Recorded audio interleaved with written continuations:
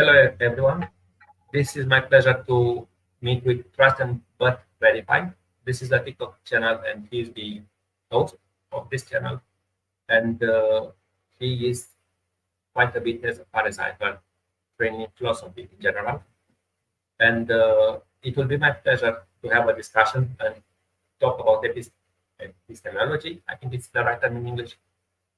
But before of that, please introduce yourself, if you may. Okay. Thank you, Cyprian. I'm very happy to be here. I really appreciate you inviting me to come here and talk with you and your audience. So I feel very honored for that. So thank you so much. So I go by TrustButVerify, and I am a student and proponent of street epistemology. And for those who don't know, street epistemology is a conversation technique to discuss subjects that ordinarily are very difficult to discuss, like politics, religion, anything of that sort.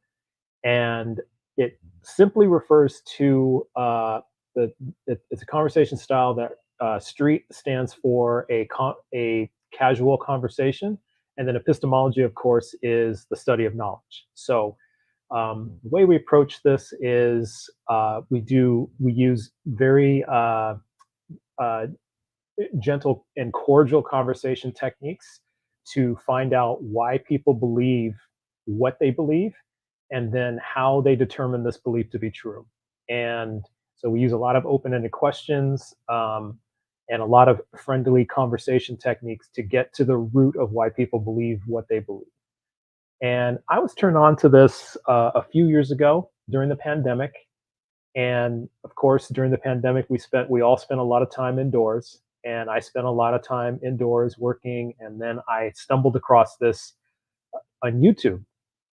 And I notably, one practitioner of street epistemology, his name is Anthony Magnobosco.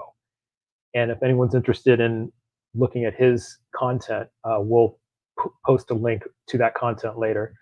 And I really appreciated Anthony's approach to talking with people. And the way he did it was he actually stood out in public and had cameras set up all around him and waited for people to approach him. Had a sign, asking to talk about different beliefs, and he would wait for people to approach and then conduct what we call interviews, but a lot of them were conversations. And so I went and watched many, if not all, of his videos, and I was really, really interested. And that inspired me to start my own channel on both YouTube and TikTok. So I conduct interviews on TikTok, and where I have conversations with people. I have done mostly conversations about theistic beliefs, God beliefs, religions, but I have done a few conversations on politics as well. But right now, God beliefs are very, very interesting to me. And and I've also expanded this in other areas of my life. It's a very good conversational technique to have with relatives, with friends, even my wife. When we have disagreements, it's good to have that conversation. And I think over the long run, what it's done was it's helped me to be a lot more empathetic, because one of the things with street epistemology is you have different conversational goals, in which it could be to persuade, it could just be to understand. And so your goals can shift also in the middle of the conversation. So I think it's a very, very effective way to have difficult discussions with people. It can even work in the workplace. And people of any faith or political affiliation or whatever belief can use this conversation technique. So it's not limited to one person or another. So that's pretty much it. I want to ask, but maybe because I read it out for question, are you trained philosopher? Because as far How do as I train? No. If you are okay, let me put it a different. So maybe you heard from antiquity there is this thing named Socratic thought. So after the Okay. debate, there is one phase of the debate when the opponents, they basically go to these lines of inquiry, which looks at this from me from the side. It's very similar at first. Understood. Okay. Yeah, that's a great question. And I would say that the street epistemology technique overall is not a debate technique. However, elements or pieces of street epistemology can be used in debate. As a conversation technique, it actually, part of the goal is actually to get away from debate, because in debate, it is more about expressing your talking points and winning an argument. And in street epistemology, it's a lot different. As I said, the goals can be different. So, for example, if you just want to understand your conversation partner's point of view, this is a beautiful way to do that. Now, if you want to persuade, this can also be a great way to do that. And again, as you said, Cyprian, we're using the Socratic method to do that. So we're asking a lot of open-ended questions. And so the two we start with, for example, are, well, why do you believe what you believe? Like, what's the best reason why? And then the next question we would ask is, how did you determine this to be true? And the interesting part about this is that when you use that question, how do you determine this to be true? You get a lot of different answers. And sometimes you have to follow up with, well, take me through your process of how you figured this to be true. And so shifting to, if you want to use this in a debate, that would be a great way to expose or single out the person's reasons, and then you could directly address those reasons in the debate. You can address your counterpoints. And so the way it would be helpful would be to exposing these points, and then your counterpoints directly address what your debate partner is saying. So, like I said, in a way, it can be used as a persuasive tool. So it's very similar, but I wouldn't fully use street epistemology in a debate. I would probably use the Socratic method, but then return with, well, here are my counterpoints, and then present my argument. One part which I've seen you doing, and maybe you can describe also this process. The first time when I met you, and I met you very good time, sadly. It was that you were discussing, I think, with 4, 5, 6 people on the panel, and they would try with a point to basically make two tribes, if I understood correctly your technique, if it's not technique. Yes. And some there will be, let's say, the positive people, and the other people would not defend that thesis. They would be against that thesis, and they will try to persuade each other, right? Like you say, yes. Yes, I remember that, and I remember you were the what I call the person on the hot seat, and it was an amazing discussion. I think we talked for at least 2 hours that day, and essentially, yeah, we were discussing your atheist belief. And yes, so I did use the technique in a group setting, and we call that spectrum street epistemology. So it's a little bit different in that instead of, one of the other elements of street epistemology is to request a person's confidence level. And if you like, if there's somebody in the chat that wants to come up and discuss, or maybe you and I, Cyprian, can do a role play, so then we can demonstrate how it works. Yeah, either way. Yeah. And then I can demonstrate, how it can work on an atheist. It works very well, no matter what your belief is.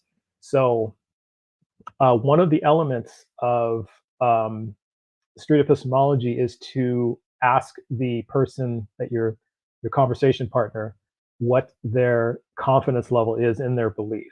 And the reason we do that is it's a talking point in terms of a way to ask further questions to understand what their position is. So, for example, I would ask someone of their belief.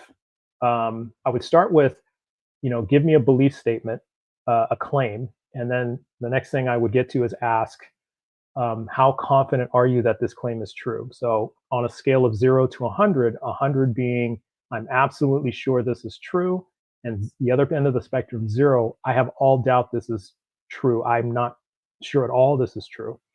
And once we gain that confidence level, then we can ask other questions like, well, what would it take to get, say, 90, say a person's 90% confident this is true? Then we can ask them, well, what would it take to get you to 100% truth or 100% confidence? And then the other way, what would it take to get you to, say, 75% confidence? And again, it's we don't hold them to that percentage. It's just like I said, it's a way to understand where they're coming from, and a lot of the reasons that people have that they for believing things aren't the true reasons. So there often tends to be a very deeply held reason that they may not either recognize, or that they may just be really holding down, and they stack other reasons on top of that. And so we want to get to the core reason they believe something. And so in the spectrum street epistemology, it changes from a confidence scale of 0 to 100 to a spectrum. So we start with I totally disagree, I completely disagree, I somewhat disagree, I am neutral, I somewhat agree, or I completely agree. And so in the conversation we had with Cyprian, I asked him his belief in God, and he said, I completely disagree. So he had no confidence that God existed. And so then I asked him things like, well, what's your best reason why? He gave his reason why. I asked him, what would it take to move you from completely disagree to somewhat disagree? And he gave his reason for that. And then to the rest of the people on the guest panel, I asked them, what do you think of Cyprian's reasons and his logic? And it ranged from I somewhat disagree, I'm neutral, I completely agree, etc. I completely disagree. And then we go through the same process. I ask them why, and then I ask them for their best reason why they completely disagree. And then I go back to Cyprian, and I ask him, based on what person A, B, and C said, let's start with person A. Has that person's reasons moved you from completely disagree to somewhat disagree? And then he'll say yes or no. And then I'll ask why. And then we'll do that in succession with all the participants. And what ends up happening is at the end, everybody said, I completely understand why Cyprian believes what he believes. I don't agree necessarily, but I completely understand. And then we discovered that there were some people who did completely disagree with you. I remember the apatheist. And at first he completely disagreed with you, but then when we explored your reasons why, we discovered that you two actually agreed. You were totally in agreement. Yeah. And then you two became kind of a team. And then there was the lady who was an agnostic, and she disagreed with you. But then again, you expressed your reasons why, and she said, actually, I agree with that. So the three of you became sort of a team, and you were all, supporting each other's reasons and arguments and things like that. And then there were the theists. I think we had a Muslim, we had a Christian, and we had a non-denominational, just a God believer.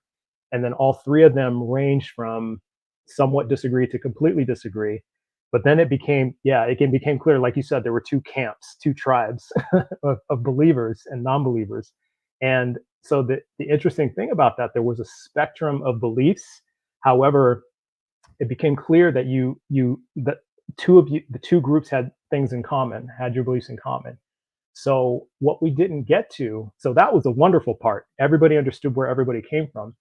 Now, what would have been even more amazing is if we could even break it down even more and understand why, say, the three of you, for example, Cyprian and the two who agreed with you, how you're an atheist, one is an apatheist, and then another was an agnostic. That would have been fascinating to find out why you all landed on different conclusions, using the same reasons. So it's just utterly fascinating.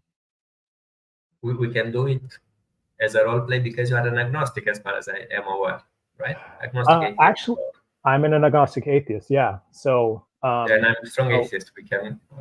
Later, at least a role play, at least for a time. because it will be good at least for people to know our grounding at least. And I think some what we even discussed lately, like last week, some of the reasons why I Halting, think yeah, the halting yes, problem. Yeah, yes, which at least discards or disproves some types of God. You understand? Let's say classical God. At least to right, me, right. beyond a reasonable doubt, I would say 100%.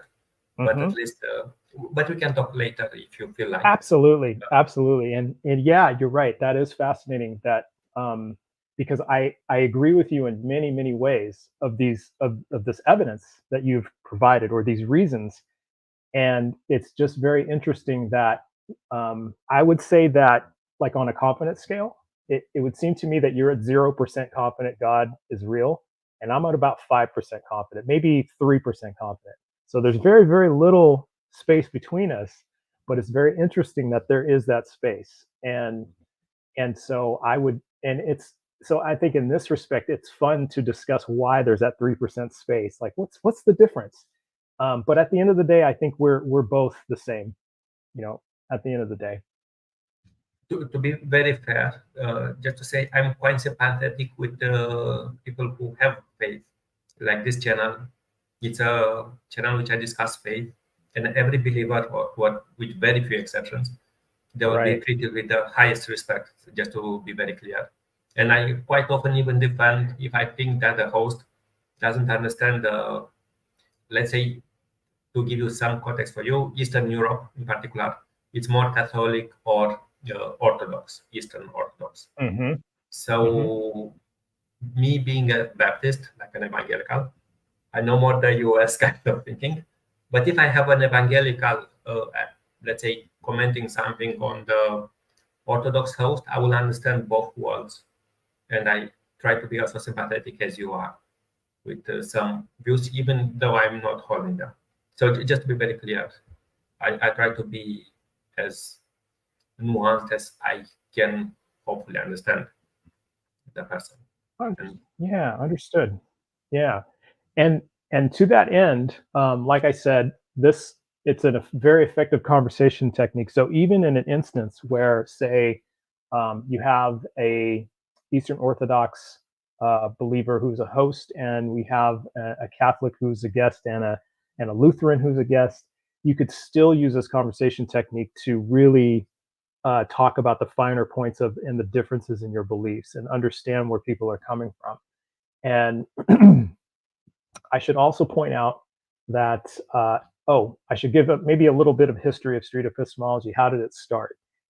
There was a professor of philosophy, an American professor of philosophy named Peter Boghossian, who coined the phrase street epistemology. And he developed this conversation technique doing his doctor of philosophy studies, putting together his arguments and his thesis and things like that. And he had started studying this technique, having conversations with prisoners in jail, and he would meet with groups of prisoners, and they would just discuss things like morality, ethics, things of that sort. And he found that certain conversations that he had, um, there when he was asking questions, they would kind of go in circles about different topics, and then people would give all their different arguments, and then he would spend a lot of time addressing each of those arguments, and they weren't really getting anywhere in the conversation. And what he found was if he got to the root of their belief, they started making progress in understanding where they were coming from, and then they could develop effective treatment options for these prisoners. So that's how it all started.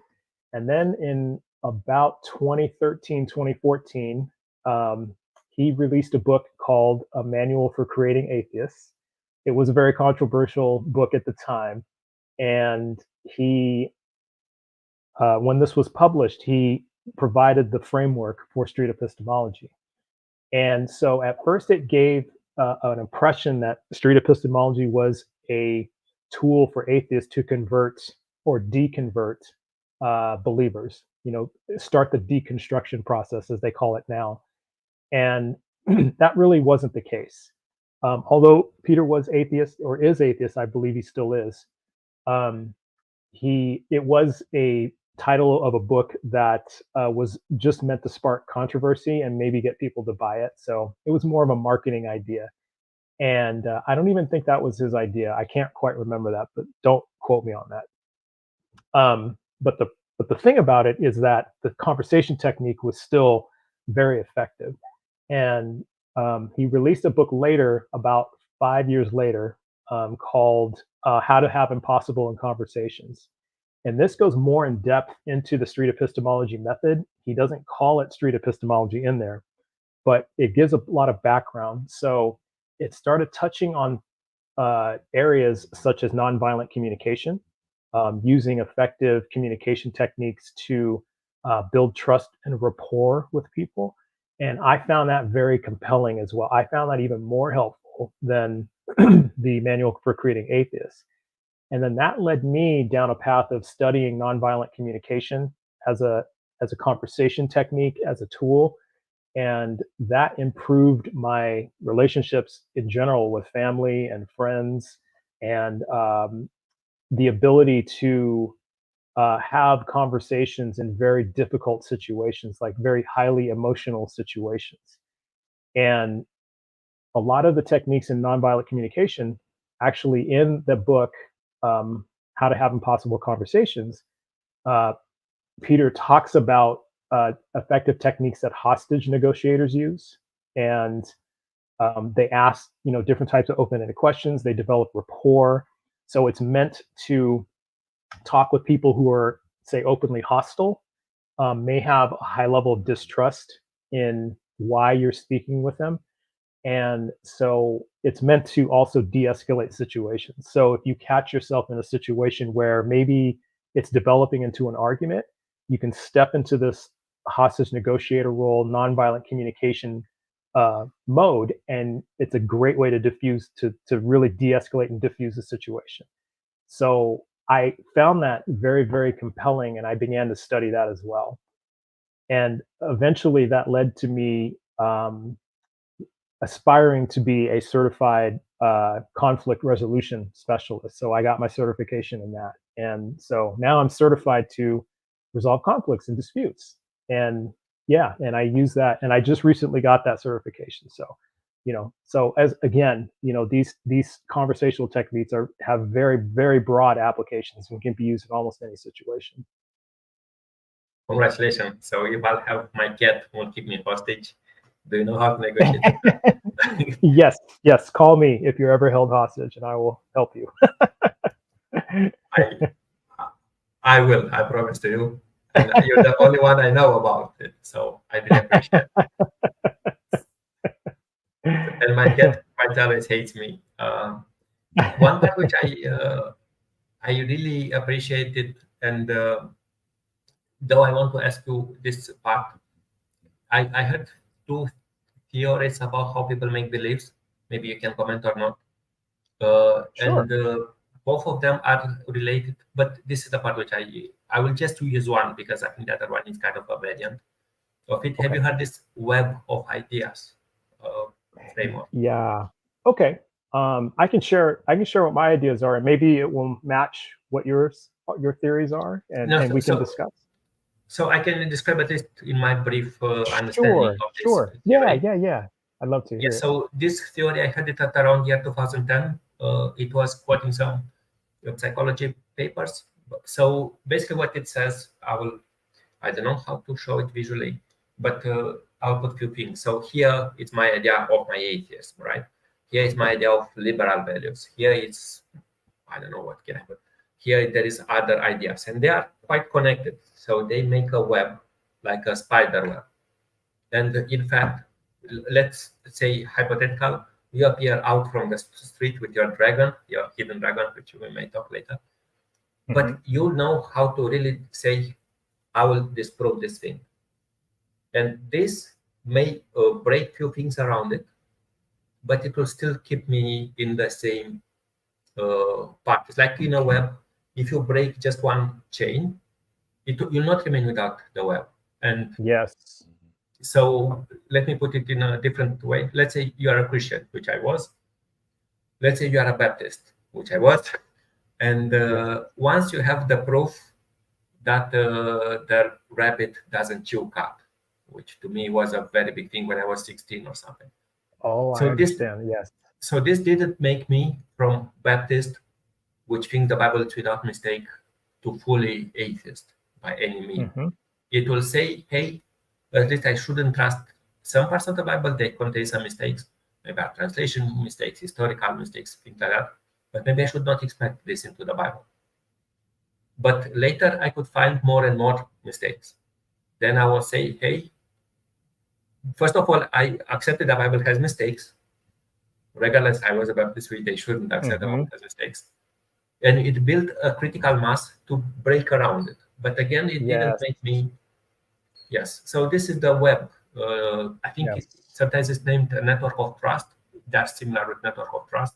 Yes. Like the concepts are interconnected. But anyway, when you, I'll put it in a different way. If you are Catholic, if you listen as a Catholic, if I'll disprove to you Mary's a saint, you will not become right away, I don't know, non-Christian. You may choose to become a Baptist or Pentecostal or non-denominational Mm-hmm. or a Yes. liberal Catholic, just to be, Yeah. you don't have always to choose. Yeah, so this is one network of trust. And this is why it surprised me, because you said there is a core. So if you try to explore what's the core belief, even to attack it later. Yes. And yes. is it, so what do you think? Is it this network true? Is the network true? I think that's a fantastic analogy of how beliefs are built and formed. I think it's fantastic. A spider web is a fantastic analogy because if you look at how a spider web is formed, it's the first thing is it's formed with one thread, right? There's one thread that builds that spider web. It all starts with one thread. And usually, and then the spider builds around that thread and makes it stronger and stronger and stronger. And like you said, um, it doesn't usually take, if you break one thread, that doesn't entirely break the spider web. But if you start breaking enough threads, yes, the spider web will crash, will come down. So I do take it, I do see it in a similar way. I have used different analogies like a house of cards, you know, a stack of blocks, just different ways. And so if you stack blocks and you try to take the block out of the bottom, the whole stack will come down. Or even a house, if you hurt the foundation, if you damage the foundation, there's a good chance the whole building will collapse. So I think beliefs are built in a very similar way. Um, and that's when I say I like to get to the core belief, and it's not necessarily to entirely bring down the entire building or break the entire spider web. It's just to see how it works, because then you get a very good understanding of what their belief system is. And say, for example, like you said, for you, in your case, see, I was born Catholic and I was raised Catholic, and I was a 100% believer in Catholicism. And in my youth, I was planning to go into the seminary to be a priest. I studied, I was a biblical scholar. I studied philosophy of religion. And the entire reason was to go into the priesthood. My mother was very happy and proud, you know. And um, just like you, very small things started happening that I was reading things and it didn't quite make sense. And so what that did was, in my mind, it only reinforced me, because I was such a strong believer in this, it only reinforced me to study more, and it was to justify my belief. So even though this didn't make sense, I was trying to find a reason for it to make sense. And His name so then, apologetics. yes, it was it. And the interesting thing is, they didn't call it apologetics back then. This was in the 1980s, so it wasn't called apologetics back then, so much as it is now. And if anything, they'd call us fervent or evangelicals. We were evangelizers, but never apologetics. But it was the same thing. And so, yes, I spent a lot of time trying to convince people why this was the right belief. And so, all the time, again, I kept finding more evidence that this didn't make sense. It didn't add up. And so then over time, and this was a period of years. So over the years, eventually I stopped being Catholic. I was just Christian. And then I stopped being Christian. I just was a God believer. And then I just kept studying and reading. And then one day I just stopped believing. And I didn't choose to do that. It just stopped. I just stopped believing. It just didn't make sense anymore. And I think the big thing for me was the morality question. Once I severed the tie between morality and God, that was it. That was the thread that broke the entire spider web for me. So when I look at that, I interrupt you because I'm really curious. So what do you mean by this? You mean that God is immoral in Old Testament, for example, or you mean something else? Well, here's a perfect example. In my live in TikTok earlier this morning, and I've heard this many times, an Eastern Orthodox person, a believer, made the statement, morality is God wrote morality onto our hearts, implying Yes, that we were Romans born, 1:20, something like that. yeah, yes, and we were born with this morality, right? And so he said this at the very end, and I was running out of time, so I didn't get to explore this with him. And so this is kind of where I'm going with this. And so he mentioned other things like believing a God gave him a purified heart and soul, which is, if you think about it, that's a very confusing statement. There's what does that exactly mean? It's not very clear what that means, right? So what I found, Cyprian, is that related to what you were saying, that a belief, when you're 100% believer, an ideologue in something, I found that it is tied to your identity as a person and then your value system, like what you find to be ethical and moral. And so this is a very, very hard question for ideologues to answer. And so when I discover this, the immediate red flag for me, or flag that they are an ideologue, is first they say anything, if they're say 90, if they're like above 97 or 98% confident that this belief exists or doesn't exist, then I tend to tie that to identity and values. And so for an ideologue, like a believer, I have found that it ties to things like for example, I would consider myself an ideologue because I'm very high on that scale. So my identity and as an atheist, and my values as an atheist, is very directly tied to my belief. And so, for example, my value would be doing less harm to other life forms, to other sentient beings. That is one thing. That's one reason why I'm atheist. And so somebody may wonder and say, well, how does that make sense? And the reason why is because if you look at all the different religions, many of the different religions, if not all of them, do have passages in their holy books about God taking revenge, for example, or God expressing, a lack of belief in this God will have very severe consequences, eternal torture, things of that nature. There's references in the biblical. There's biblical references to God destroying entire races of people, entire civilizations, just wiping them out, giving the Israelites permission to wipe out. Before. Yeah, like the Midianites, for example. Yeah, the Midianites. I will counter one thing, because my channel is also faith. I personally like more the Old Testament with morality. We can debate it another time than the New Testament. Yes. Okay. Just to say to you, but this is also based on a historical way of writing, because they are ethnologies.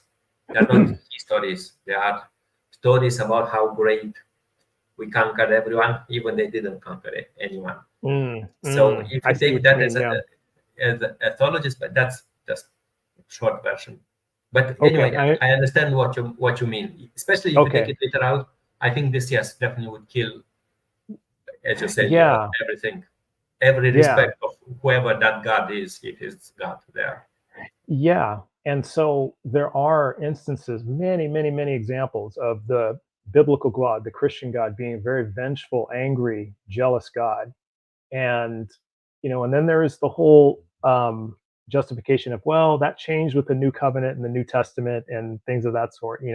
God had to be that way in the Old Testament, and now he's this way in the New. And we can go back and forth on that. But my point is that many times these things are used to justify different actions, and we can go throughout history to demonstrate that they've been used to justify you know many, many, many atrocities, and it's you know very it's very horrifying to me. So then we can argue, well, that those were exceptions, they aren't rules, things like that. Yes, we can get into all that, but the point is these happen.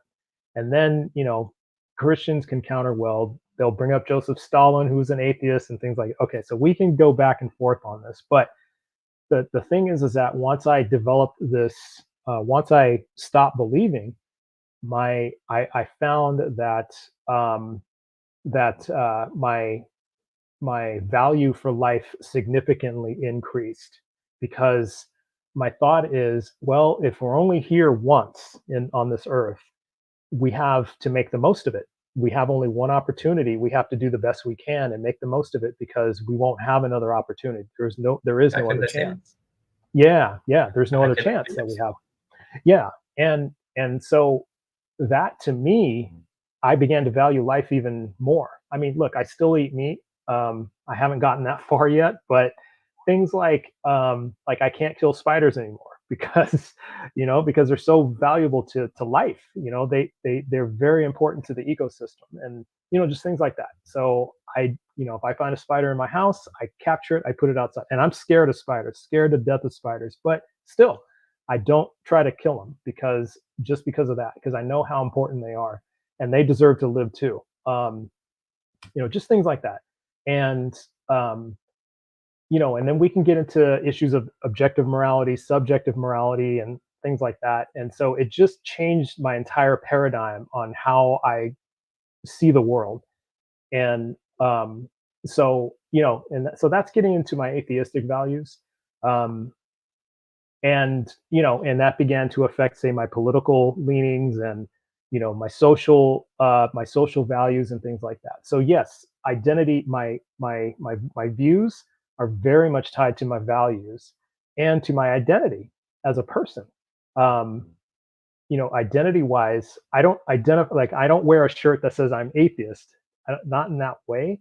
What I mean is that my identity is more tied to doing compassionate things, and being a compassionate person, being open-minded, not judging people, things like that. And so it goes the other way, that I've seen for very, very strong believers, is that their identity is very tied closely to their values of, say, purification, being pure in the eyes of God, being loyal in the eyes of God. Um, this idea of, I have to be worshipful of God, and I have to give God my loyalty, and I have to believe and have faith. Being faithful, that's another one. That's another value that strong believers have.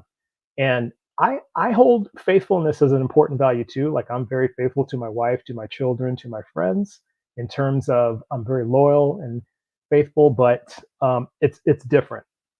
It's a different type of identity and value system. And so that's where I see it. So when I run into an ideologue, and I consider you an ideologue too, but what I try to do is, I try to, like, for example, like, if someone were to do street epistemology on me and try to address my values to my beliefs, they would, if I were to challenge me, I would just ask myself, and I have asked myself this: does a person have to be compassionate about life and be an atheist? And of course, the answer is no. You don't have to be atheist in order to be compassionate, or have have a very high value on life. You don't have to be, not at all.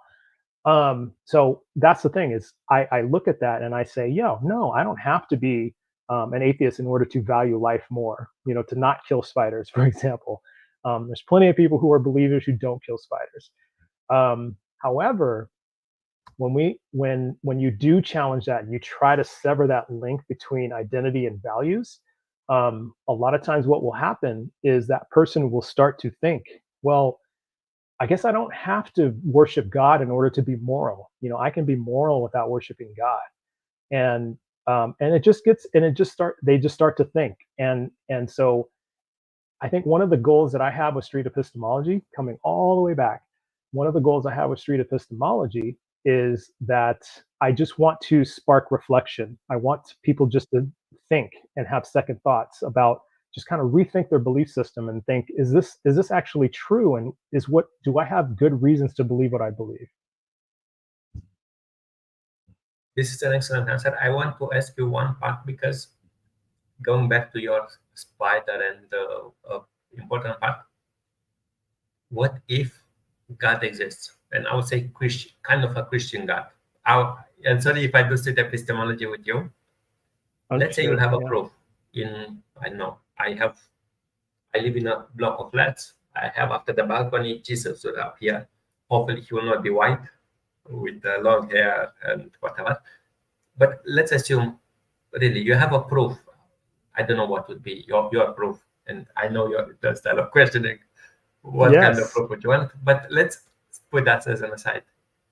I personally, this is first of all how I see it. I don't think it will change much. Or maybe it's just me. I don't know. Just say, I'm asking if Jesus will appear. Jesus will want to join a person, and he gives you a proof, the proof you want. Because what do you think it will change? And I'm not asking you as street epistemology, because to me it looks, because you said this is your core belief. And again, if you don't like Jesus, put other type of card. Okay. Just to it's say, actually great. It's a great question. I don't know what it will change to me, and I can say to you then after why I would answer to you that it will not change much. And I don't think it would. Yeah, I would agree with you. It wouldn't change much for me either. Like say if Jesus entered our chat, and a third window pops up, and it is Jesus. Well, first of all, I think the nature of this interview would completely change. Number one, I probably would believe in God at that point if we were able to test and verify independently that this is true. That's the other condition, is that it has to be testable, repeatable, verifiable. So there is that piece for me. Trust but verify. Exactly. Trust but verify. That's exactly what my name means. So I would have to verify it. And if I could, then I would trust it. And then the next piece is, I agree with you. It wouldn't change my life at all. And here's why. Because of the other concerns that I brought up earlier about Christianity in general, about the Bible, the inconsistencies. So if this were the Christian God, I would have a lot more questions. For example, let's start with Adam and Eve. All the questions about that. All the questions about, let's see, was it Cain who? Yeah, Cain killed Abel. So Cain's wife, where did Cain's wife come from? No, so I can explain to you. Really, let me go there to be again to go on that line of inquiry. Let's imagine Jesus said these are just stories. Everything that I think David or Solomon are the first historically kind of proven. Again, I say it from a channel which talks this stuff. So Jesus will say this is all it was historical. Everything was a myth about human condition and Jewish condition, but I'm still alive. And just say this is, let me be very clear, this is what many progressive Christians say. Still, would it change your life? And this is, again, I think I hope mostly filled your gaps into, I think, what your arguments are. Okay, I understand. Okay, let's say Jesus did come into the chat and just said, trust but verify, everything you read in the Bible is not true, or many things in the As I Bible said, are wrong. most of the Gospels are yes traditions about me, but Yeah, I'm true, as you can see. yeah, and he And I sets die the for record. you. Yes. Yeah, but I did die for you. Let's set the record straight. And he clears everything up. Well, then I would ask him, why now? Why are you here now? You've had 2,000 years to appear. Many millions, billions of people have asked you to help, to appear, to be here, to help, and there was no help. So there's still some very fundamental problems. For example, natural evil versus synthetic evil. For example, um, there's the fundamental problem of evil. There's the fundamental problem of free will. There's still problems, and so I think at the end of the day, my life wouldn't change. I may believe that God exists, but I don't think I would worship God based on that. So it goes. There's still things there. There's still problems. Right. So to me, it looks like there is no fundamental belief you have, because Right. you said it's linked with atheism, but then you said, look, right now I care about history. Look, now I care about whatever textual criticism. I care about the theodicy. I care. So I have, as they say, a big network. So this is how I can see you have one core belief. I mean, Right. assuming I would disprove reasonably well atheism, just to say, still I don't, and I don't want to go counter you. Yeah. I personally, so you said that this separation, to me, the problem of evil, what killed my faith really fully, especially everything you see in nature. And but there are conditions, even if you consider it's just for humans, there are very nasty things. And initially, I kind of was a witness of it, and made me Hmm. reconsider, and I could not find a proper harmonization or theodicy justification. Exactly. And Yeah. yes, and to me, as you say, if I think I don't know who Greek philosopher said, I think his name God of Claudius, and Hmm. this God, this term, but again, maybe the term is wrong. What it says, would you worship a tyrant? You know, this tyrant Mm. exists.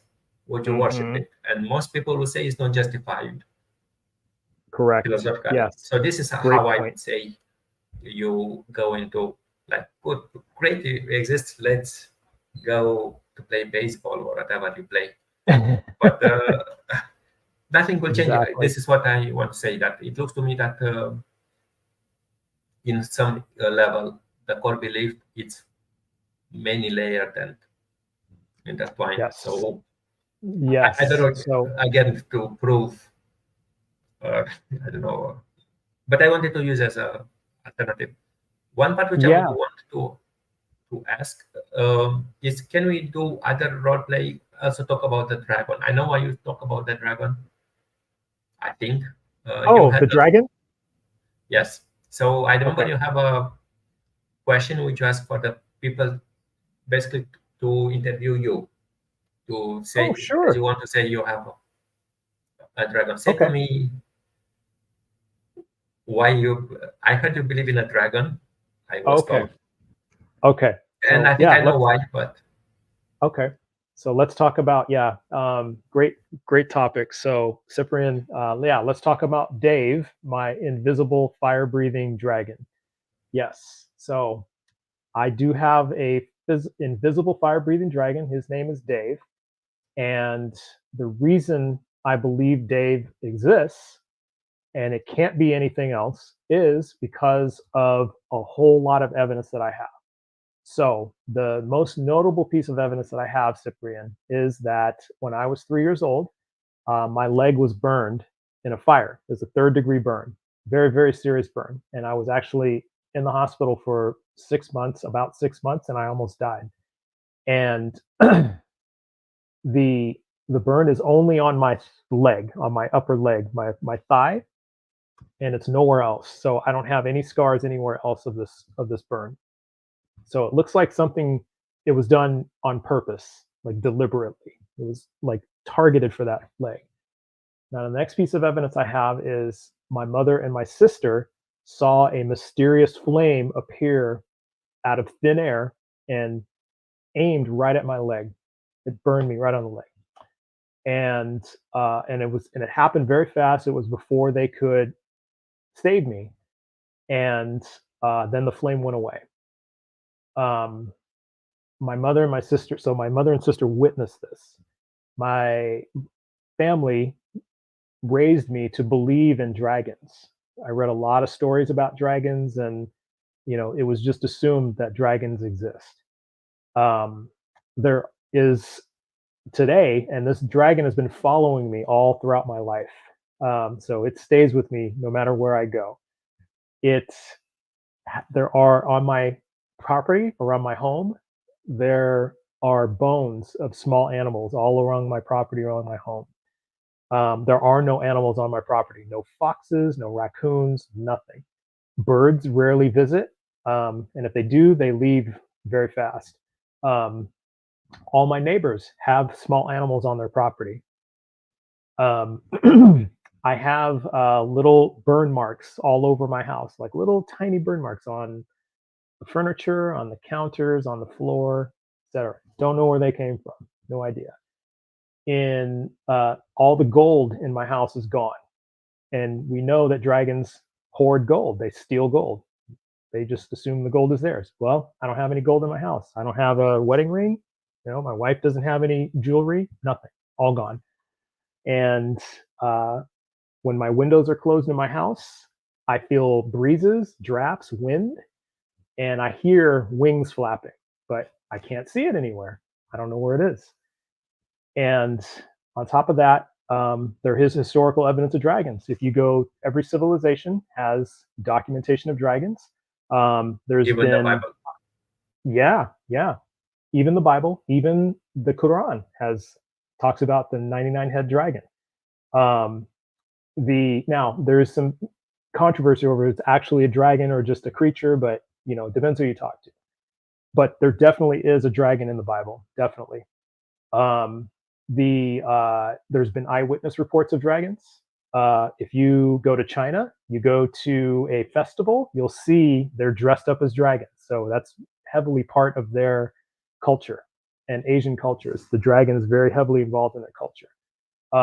Medieval stories about slaying dragons, killing dragons, and taking their treasure and saving the princess. So many stories about that. They found large bones. You can say they're dinosaurs, but I've been raised to believe that those are dragon bones. And finally, I have faith that this dragon exists because of all this evidence I just told you about. I'm about 95% confident this dragon exists. So, do you believe me? We talked in the past. Yes. I personally don't for other reasons, but Yes. it resembles me of any other faith claim. This is what you want to say, especially a Yes. strong one. Yes. This is, I think, the foundation. Yes. But that's the representation. Yeah. It's an exercise. Yes, exactly. And so, yeah. And so it's a challenge. And so usually I bring this up when I talk to somebody who is a heavy, strong believer. And I ask them, do you believe me? And many times they will say, no, I don't believe you. So then my next question to you, Cyprian, is what would it take for you to believe me? What would it take for you to believe? So I said, should we do, as I said in my past, because I didn't change Sure, the certification yet. Yeah, okay, so yeah. we'll put side by side. Yes. So to me, it is because of I read some philosophers, and I gave to you some YouTube clip which will resume that position. Yes. That is what is named basically that the miracles by definition. This is the definition of miracles. Typical people define it in two ways. One of them is something very rare, like I won the lottery. It's a miracle, but it's not a miracle. It's just very rare. Yes. But the typical sense which people use is as something which I don't know how to explain it. Mm-hmm. Right? Mm-hmm. So you can't say, because you don't know how to explain it, and this is true for every miracle, in fact, that you can explain it. And dragons right now are in the area of miracles. We can't fit them biologically. You said you don't believe dragons are the same with dinosaurs, but the dinosaurs, we know where to fit them. It's in this tree of biology. Even if you don't agree with, it looks like a lizard, let's say, terrible Yes. lizard. Yes. So dragons, you don't know where to put them. They have 4 arms, four 2 legs at once, and wings. They are not Wings. tetrapods. Yes. Yes. So they have 6, if I counted right, members. We Yes. don't have a being that can breathe fire. So this is a miraculous being, and because we can't explain it, even you say it is that thing, this because it's a miracle, you can't explain it. It's like the ghost. As far as you can't have a framework to put it into a real world, you can't Yes. say it. And this is, just to be very clear, it's different from the black swan. Correct. Black swan is Yes. not a miracle. Correct. I'm not talking. It's just very talking about- rare. Yeah. Very rare. Yes, but Yeah. the black swan, you can categorize it. You can Mhm. postulate it because you know there are swans. You may not know there is a black swan. Yes. Just to be very clear, Yes. you may counter. So this is Yes. my reason why. Mhm. It's just miracle things. You can't say explain a miracle. And this is true even for claims like I go and kissed the relics of a saint and I'm healed. You don't know why you're healed. You don't know how the saint. You can't make a saint an unmoving sacred thing to heal you. There is no mechanism to put it. Yes. And it's not that he can't heal it, just to be very clear. But as much as we don't know the mechanism, maybe it's because you fast before to go to the saint. Maybe the fasting heals you. But again, we don't know it because we don't have into the claims what to explain it. So if you can't explain it, we can't put with I don't know with the saint, God, dragon. That's mine. Sorry, I talked too much. No. It's great. It's great, and that's a wonderful epistemology of taking yourself through the epistemology of understanding whether or not my belief is true, or whether or not why you don't believe it, and see the interesting thing, the fascinating thing, Cyprian, is that devout believers will go through the exact same epistemology to justify why they don't believe my dragon is real. And then they don't see that it's the same exact thing with your epistemology on your belief in God. It's the same exact properties. It's invisible. We can't see it. You have all these clues. It could be anything. Like, for example, anything could be eating all the animals on my property. It could be a coyote. It could be a fox. It could be, you never know. It could be an eagle. You just don't know. As far as all the gold in my house, somebody could be stealing it and playing a trick on me. You just don't know. And it could be so many explanations. Yet, so they go through this process and they say, no, it can't be a dragon. It's not true. And then, as you see, I do address the eyewitness angle, because you hear that a lot from believers. Well, there were eyewitnesses to this miracle. And I said, well, 500, I'm calling. Yeah, yes. 500 eyewitnesses, yeah. And I said, well, my mother and my sister were eyewitnesses, and they've never lied to me. So you can't discount what they say. And there's been eyewitness accounts of dragons all throughout history, thousands of years of eyewitness accounts. So yeah, you're right. So what I asked them at the end is, if you are skeptical of my 95% confidence in my belief in this dragon, in Dave the dragon, how could you possibly be so confident that your God exists? And it's a very, very interesting answer. I get all kinds of different answers. But it's very interesting because you can see the wheels turn and they say, okay, well, I understand what you're saying now. I'm like, okay, so now you understand. And so, at that end, because a lot of what I get also, Cyprian, is that when I say I'm an atheist, is that there is this skepticism on, why are you an atheist? That doesn't make sense. To them, in their world, it doesn't make sense why I'm an atheist. But when I use this exercise of the dragon, then they begin to understand, is that, oh, there isn't, the evidence that I have isn't convincing to him, just like the evidence he has for his dragon isn't convincing to me.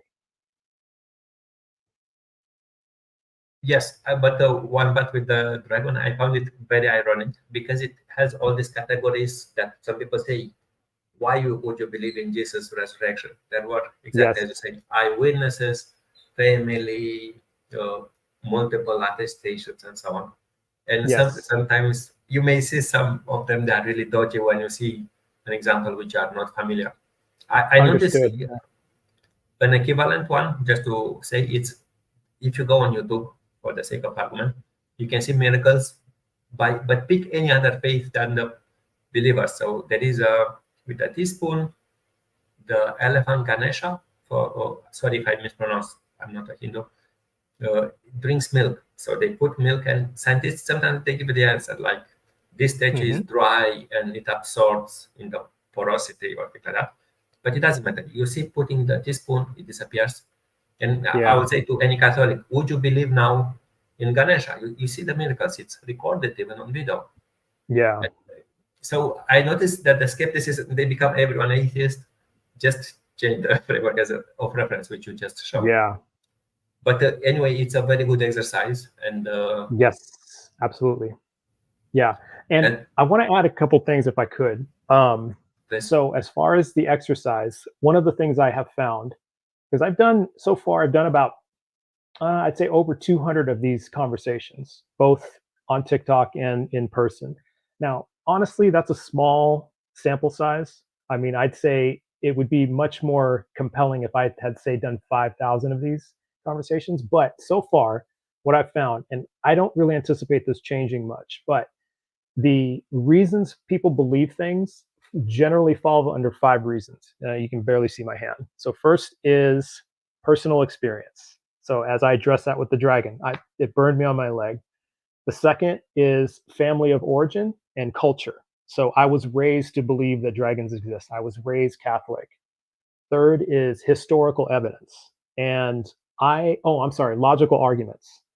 So logical arguments, for example, the ontological arguments, the teleological arguments, the necessity versus impossibility arguments, those type of philosophical arguments, or just a person's logic of why this has to be real. Then the historical evidence. So, for example, the historical evidence of Jesus. I hear that argument a lot. And then finally, faith. That's faith. That's why it's true. I believe it because it's true. And so when and that's what I designed this exercise of Dave the Invisible Dragon around these five reasons. And so when I give all my reasons, then it's very, it's doesn't it sound very compelling and very persuasive when I give all these reasons why? And right? so that's the idea of the exercise, is it's supposed to sound very compelling and persuasive. So because their arguments in a way sound very persuasive because of course people believe them, and they're very hard to refute and contradict, or and debunk. So um there is part of that. And so when I'm giving this exercise, I'm really addressing those five reasons, and then really asking them, well, is personal experience, because I will get a lot of reasons that I personally, like for example, near-death experience. It's an experience, and people, I believe, because of near-death experiences. But then I asked them, well, based on what I said about Dave, isn't is near-death or personal experiences a reliable way to determine something is true? And so that ends that argument. And then if we jump all the way to faith, and I really ask people, because people tell me I have faith that it's true. Well, how does that make it true? Because if you have 100% faith that your Christian God exists, yet there's another person in India who is 100% has 100% faith that Ganesh and Vishnu and Shiva all exist. How do I know which one is true? Just based on faith. There's no way to know. And so that's the nature. That's the nature of the whole exercise, is to just just to show that just because you have all these reasons, and again, at the end of it is just to see, are my beliefs or are my reasons good reasons to have for believing this? I would want to comment one thing as a note, like the spider one. I want to say in the contrast, and I want to be the devil's advocate quite often. In my Sure. uh, host, I would say atheists have many frames of reference, which you just said with the dragon.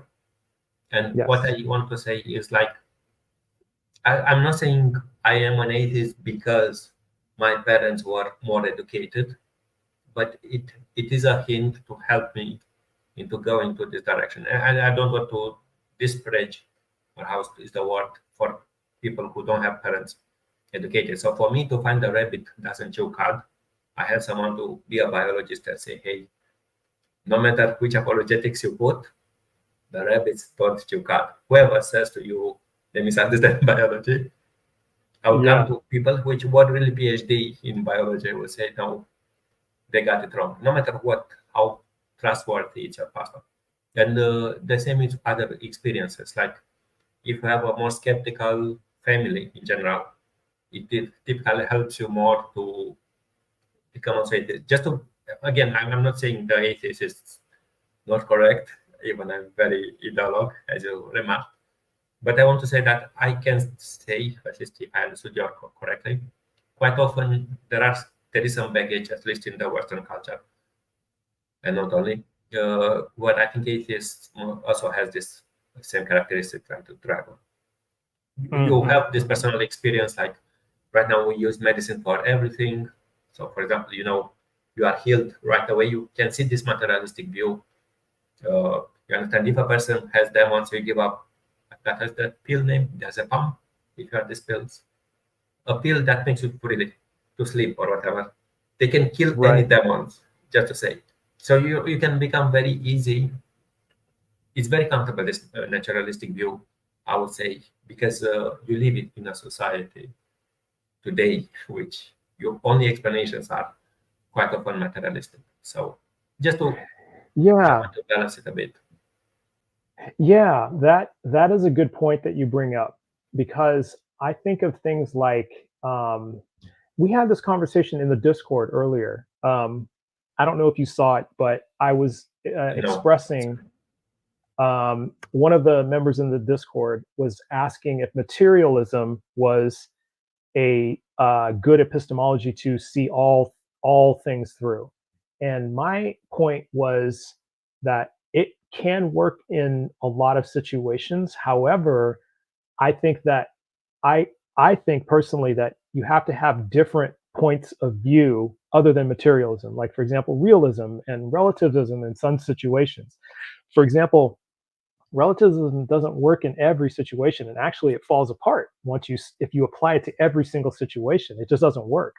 But I likened it, the analogy I used, Cyprian, was to have a tool belt of philosophical concepts and points of view, and that it's just the trick is knowing which philosophical concept to apply to a given situation, and then understanding, oh, maybe this isn't the right situation, because you're not always going to use the right tool. Like, for example, it's like trying to use a screwdriver on a nail. It's impossible. But that's not to say it's not the right. It's that the tool is inadequate, or you should throw it out. I mean, you just have to find the right situation for it. It's that same kind of thinking. So I prefer to have a whole tool belt full of philosophical ideas, concepts, to test all of these, different debates or questions on, and then pick the right one to analyze it. I will want to ask you to stay 10 or 15 minutes more, because we are kind of 1 hour and we have almost not a problem. But I will want to debate something, how to debate or how you want to say it. And I would assume, because I understand what I think we are close, but I'm almost sure we may disagree on morality. And why? Because people would say, first of all, atheists are relativists, moralists. Or some people say, I don't know, what's your stance?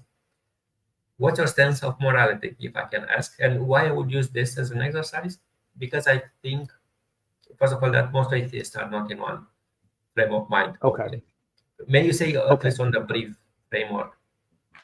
I think on a very basic level, I view morality as subjective, and I had a I had a conversation with someone about this last week, and it was objective morality versus subjective morality. And of course, this person's position was morality is objective. And so I started with, well, what is your definition of objective morality? And we settled on, he settled on morality that does not change regardless of circumstance. So I said, whoa, that's a very, very tight definition. That doesn't leave you much room for error here. And I said, okay, so I wrote it down. So actually, I have my notes here. It's kind of funny. I wrote it down, and then I said, okay, what is your definition of subjective morality? And he said, morality that changes depending on a situation. And I said, okay, we'll go with that. And so then I gave him a situation, and I said, okay, so let's imagine that we are in Nazi Germany, and you are a German, and you have just built in your home a cellar. Nobody knows about the cellar. You just built it. However, right after you finish building it, your Jewish neighbor knocks on your door and says, neighbor, can you please help me? The Germans are looking for my family. Can you help me? And first question I asked him was, do you help your neighbor? And he said, of course I will help them. And I said, what would you help them with? And he said, I'll put them in the cellar. Great. And I said, that's what I would do too. I'll put them in the cellar. Then I asked him, okay, now, one day later, the Germans knock on your door. The German police, the SS knocks on your door. And they ask you, we're looking for your neighbor, your Jewish neighbor. Have you seen them? And I asked him, what do you say? And he says, I will tell them I haven't seen them. And I said, okay, that's interesting. Now, and before this, let me also back up. I said, what are examples of immoral acts? And he went down the list. Lying was one of the immoral acts. I go, okay. Understand how your analogy goes. Yeah. Yes. So this is relative morals in your view. Because I want to counter this, and I would say that do you know there is this relativist error theory on the high level? There are kind of okay. So people get it typically wrong. What is I will use two terms: prescriptivism and emotivism. It's one way of thinking about morals. Maybe you heard about Curie versus intuition. Yeah, a little bit. Yeah, very. I'm not very familiar with it, to be honest with you. Yeah, but I'll describe it as simple as I can, as far as I understand it.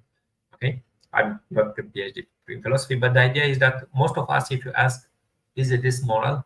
Most people will say, this thing I find it yuck, or I dislike it, versus So this is what is named in philosophy is moral intuition. So, and people who may, what you typically observe that people have subjective moral intuitions. But this is different. Some apologists, they name it epistemics, is different from ontology. But this doesn't mean it is immoral, even your intuition is wrong. Right? Would you grant that? Correct. I agree. Yes, I agree. Yeah. And why I want to say this is that right now I will use the case of LGBT. Quite many people, they find yuck some. This is a fact. I'm not. I'm very equal with in my channel in general. I criticize quite often in clips, but some people find it just yuck, and they will say this is. I don't like it, so this is not good. And even if I find myself being yuck, or let me put differently, you may like very much bacon, you may still think it's immoral to hurt the animal which you eat or something like that, just to put it as a frame of reference. So typical people can rationalize morals. So this is the part which I want to say. So there is the moral intuitions, which I think it's very clearly relative, and I don't want to say you quoted this guy, he's wrong, definitely he doesn't understand moral theory. There is this idea that still that if you look for this morals, you can rationalize it, like argument it, and you can find the objective morals. And this is named cognitivism. You can search and argue with you, and you can find it. And you can find some deontological morality like Kantian. I'm a utilitarian. And I think that mostly you kind of can find, and I would say that most people would agree in utilitarian terms, and this will solve your dilemma. I think I Because agree most too. people, It's utilitarian. Yeah, I think I agree with you. Yeah. yes, but what I want to say that with your questions, I think most people would agree that it's a smaller sin in strict terms, and it is quite okay to lie a little to save a person. So I would say I don't know why he didn't answer to you, but there are another two ways. One of the morals is just, as I was talking before, the yak, or there is this Hmm. name of emotivism, that basically when you Hmm. say about any moral claim, in fact, it's what we feel is what you get, but it's not. And this is, in a way, it looks like relativism, but it's not Hmm. relativism. This is Hmm. this is your state of mind, so it's mind dependent, but it's not. And sometimes modified by culture and stuff like that. Like they can kill Hmm. your empathy or something like that. But there is the other one, prescriptivism. So, like when you say murder is wrong or lying is wrong, basically you say I don't want to be lied, or this is prescriptivism. It's kind of the same. And there is one claim is that typical moral claims are not either a synthetic truth or analytic truth. You can't Right. evaluate them. That's the issue. Can you evaluate or not? I am, as a utilitarian, I think mostly you kind of can evaluate. And Yeah. there is, and the error theory is that when you ask a person something gray, like you put earlier, some people, but this is clearly the answer that people Hmm. should lie versus killing. People will ask hundreds of answers, and I can give you. I was using one example in my clip, one of my clips. Imagine two partners. I'll give you exercise when you want to know. Two partners want. They decide to go to, let's say, two lesbians doing together, like, to a show. You understand? Yeah. And they make up together, but they don't do proper whatever one on one. But they one is dressed like a rabbit and the other like a fox, and they use a whip or things like that.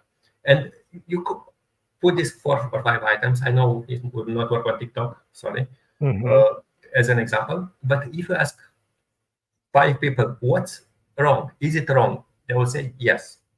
Most of the believers. Let's not put this over liberal atheists, so you understand. And ask, is it wrong? Hmm. And they will say yes. And then say, please ask me why. Is it wrong the couple decided? Some people say this is wrong. The other part is it they go to a whatever show. If they would bring the girls to their home, it will be okay. Is it wrong because it's whatever they are dressed in some way to fulfill some fantasy? Is it the non-sexual act or whatever it is? Hmm. So, and this is the error theory. Like when people they say, "Is it wrong?" Every person says something else is wrong. You don't know what it means. It's like, do you believe in God? 90% of the people of the world say yes. What God is? And some people say, is the father of Yeah. Jesus? Is Jesus? Is you understand? Uh, Yes. is the guy who Muhammad is? So this is the error theory. So this is why. But if you are a utilitarian, you have almost nothing to debate. But in general, what I want to say that atheists typically debate these theories, and I was assuming you are not what I am. Uh, Oh, I understand. Yeah, and I think that I do think probably if you and I sat down and went over every single moral situation that we could think of, like every single type of morality, I would say we would have space. There would be some space between our ideas. I Um, would agree. I Yes. Yeah, yeah, yeah. So there are some things that you think maybe aren't so wrong that I may think that are more wrong, and vice versa. I think though that there because morality is very very complicated, and I think the whole point of when we talk about objective morality versus subjective morality is that it is we cannot morality is so complicated that we just cannot put it into two categories. It belongs on a spectrum. And I think that was my whole point with my exercise with the person I was talking to, is that it can't either be black or white. There's a whole spectrum to this. So yes, what's, like you said, what's appropriate to lie in one situation is not appropriate in another situation. So it is situation dependent. Another thing I've heard is the term situation ethics, and I think that's more where I fall under. And I remember being young, that someone, when I said these words, situation ethics, they got the yuck face, Mhm. and thinking, what, situation ethics? That means you just decide whatever's right at the given moment. And I'm like, no, no, no, no, that's not it at all. I won't just decide to do something wrong and try to justify it. Like, if I want to steal food at a store, I'm not going to do it just because I want to do it. That's not the point. The point is that it, just like my hiding the Nazis analogy, is sometimes there is an overriding moral reason to do something, even if it's wrong, even if So it's you're considered strictly wrong. utilitarian. You'll calculate Yes, the it's cost of your utilitarian. actions. Exactly. You are a strict Exactly. utilitarian, just to say, Hmm. because Yeah. this is what it And means. You evaluate your actions, your impact, and you say so. But this doesn't make you. In fact, it makes you non-relativist. If you believe me, it's okay. because why I would say you are not a relativist as far as you describe it is because I can give you as many situations as I can give you, and we'll Hmm. say, was the action the best action I can do to maximize the Yes. well-being and to minimize the Yes. suffering? Yes. So this And that makes and you that is where yes. And I think that's yes, the standard I go by for the most part, is minimizing yes. So, suffering. Exactly. so this is not. It's I would say I wouldn't say fully objective. We can discuss with nuances, but this makes it very close to more objectivist than the Christians are. Just to say, with no offense Interesting. to Christians, That's very interesting. because you always take some situations. It's like I will give you the best analogy. I'll say the driving rules, because they Okay. are typically defined as a good example of utilitarians. And I would say to you, the driving rules in Lithuania have one rule. I will explain to you. You have these rules, like you should give priority from the right side, or you should not overtake a person from the right side. You should always overtake from the left. You know this kind of rules. But there is one rule, surprisingly, which says you can break any of the rules in this book if you do it for safety reasons. Yes. And there is another rule: you should take extra care about children, because children can jump in the road, they don't know the rules basically. So, and this is a standard case of utilitarian. You have some rules which supposedly subjective, but in fact it is very objective. The rules, driving rules, have the underlying principle of safety. The Hmm. value of them is safety always.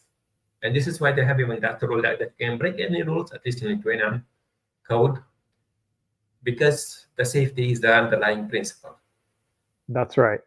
Yes. Yeah, Yes. so That's a great way to put it. Yeah. There is an underlying principle. Yes. yes, and to me it looks you have just one principle which you try to maximize it, and this is really as objective. Again, we may agree or not with the function or how we evaluate what you maximize, but Mm. at least to me, from your analysis, you are definitely not a subjectivist. How you describe yourself. Interesting. Interesting. Yeah. Yeah. I can see where you're going with that. And so from that point of view, I can definitely see what you're saying. And so because you're achieving an objective, a underlying principle, and that's And it's so and it has these attributes like it's mind independent. So this is also important. You, at least as mm, much as you can consider the situations, you will say uh, it's not for my pleasure necessarily. You understand? You don't have yeah, a target like my hedonistic I view see what or you're something like saying. that. That's a very interesting thing that you say. Yeah, yeah, I see what you're saying there. I see, and that's going to spark reflection. So I think you've achieved that goal. Yeah, I'm going to think about that. That's very interesting, because now I'm reflecting on the conversation I had with the person about objective morality, and now I think I better understand what he was trying to say. because even though maybe his definition of objective morality and subjective morality were flawed, I think that may be what he was trying to say, is that there is an underlying principle that we're trying to achieve, and as long as that principle is met, then it's objective. And and that may be what he was trying to say. And but so just to be very clear, one part is that very likely if a person says to not lie is whatever objectively good, it's very likely he goes into divine command theory. If you heard this term. Oh yeah, it was definitely the divine command theory. It definitely was. So divine command theory, I can give you PhD philosophers. It is a subjective morals, really, surprisingly. Even if you say it's objective. Yeah, that's very interesting. And I can explain that is no. I see. Well, based on what you explained to me just now about the underlying principle, I can see exactly what you're saying, that divine command theory is actually subjective morality. So in reality, it sounds like dependent of the mind of God. If only God is mindless, it is mind dependent, so it's subjective. Exactly. And even more, it's dependent upon God's will, and God's will can be subjective. Exactly. That makes sense. Yes. Okay. That's exactly right. So, ooh, I think you gave me an idea for a live topic now. It's going to be very, very controversial. I don't know. I'm glad if I start, but anyway, this is I just I forgot his name. Share it what I got from other. Absolutely, that's wonderful, Cyprian. Yeah, you actually got me thinking about this.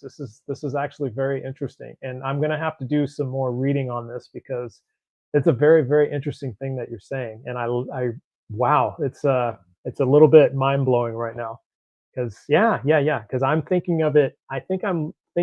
I didn't think of it in the objective sense. I was thinking objective as in unbiased, as in,